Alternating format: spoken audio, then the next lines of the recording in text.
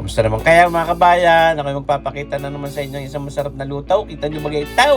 Oh, sariwa-sariwa itong mga talapyang itaw. Mga kabayan, may paminta at may asin na binakbiyakan natin papagayaan, biyak natin tiyan, tinanggal ang mga bito at mga hasang-hasang. Itong ating mga pansahog, meron tayong kamate, sibuyas, luya, bawang at siling habangyaan. Nako, ating gagawin niyang kinulaw na tilapia o pinaputok na tilapia, pwede rin nating itawag, hindi lang natin sa dahon babalutin. Pero napakasarap din ang luto. Yan, pinagsama-sama na natin yang ating mga pangsahog na yan, pang stuff natin, panglagay sa luaw, mga kabayan. At yan ating titimplahan niya. Meron tayong kalahating kutsaritang pamintang yaan, mga kabayan. Pwede dagdagan kung ibig. Lalo't ako'y gustong-gusto ko rin may marami-raming paminta. Ito, may karikit ding brown sugar na putla, mga kalahating kutsarita din para may tamis na karikit, tamis ng pag-ibig. O, di ba gahaw? May asin, may alat, o may hanghang na karikit, may tamis. Yan, nilalagyan natin ngayon ng toyo. Yan, sa inyo napanood mga 3 kutsarang toyo yan, mga kabayan. At syempre, hindi rin pwedeng mawala yung ating paborito mga panlagay diyan. Lalagyan din natin maya-maya ng karikit. At pipigan din ng isang piraso lang na kalamunding at baka sumubrang asim dahil meron na huyang kamates. Di ba ga, mga kabayan? At ito, syempre, lalagyan natin ng fish sauce. Sinasabing napakasarap din naman. Yan.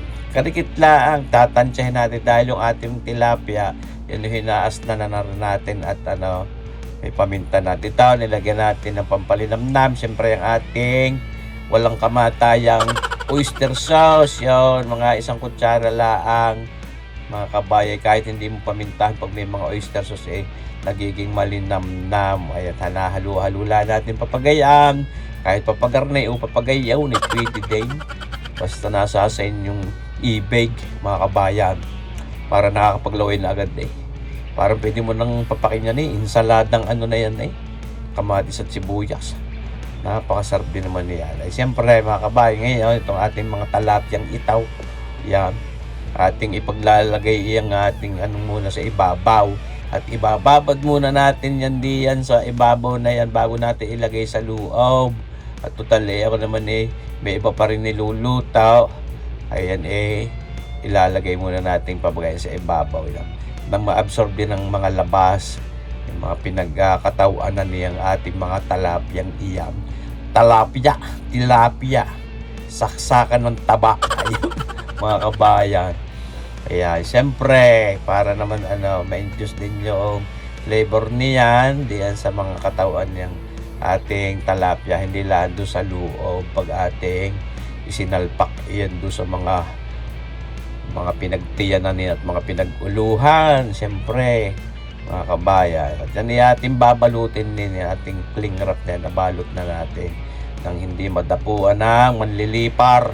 Ayan, set aside muna natin yan. At pagkalipas ng mga 1 oras yan, mga kabayan, ay di yan na tatanggalin na natin yung yung cling wrap natin iyan at ipiprepara na natin yan sa ating pagluluto, mga kabayan. So, marsipaw, tawarin.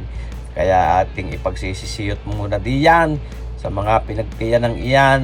Itong ating mga sahog na ito, yan ang magpapasarap lalo.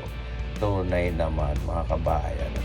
Na-absorb na rin ang flavor niya nung mga pinagbiyakan ng ating tilapyang yan.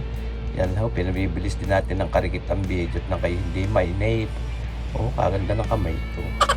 Siyang siya na sa camera. Mga kabayan. Yan isisikla natin diyan. Yan, mga kabayan. Yung ating mga sahog na yan. Talagang napakalas at napakasarap niya.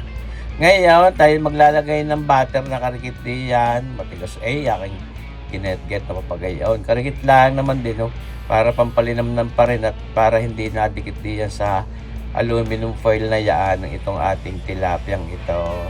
Yan, pati yung mga ibabaw na yun. At yan ibabalutin lang natin diyan sa aluminum foil na yan. Bigay yung itsura ng aking aluminum foil. Nainitan kaya para nagkameron ng marka.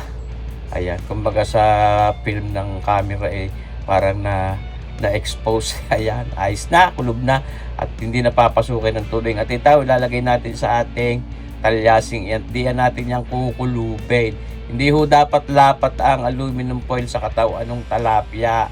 Hindi yung balot na balot. Kailangan may espasyo siya sa loob. At ito, lalagyan lang natin ng mga 1 tasang tubig yung ating talyasing iyan. Nasa ilalim laan yun.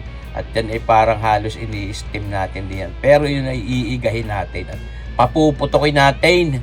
Yan how, mga kabayan, may karikit pang tubig. Taklubi ulay.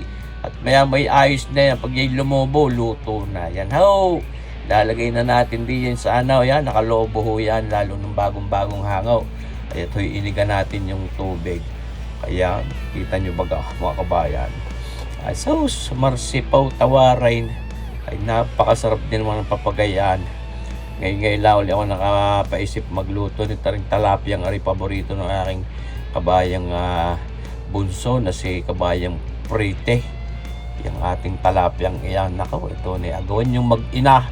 Diyan sa talapya ako na may bihira-bihirang kumain at lumantak na yung tilapyang iyan.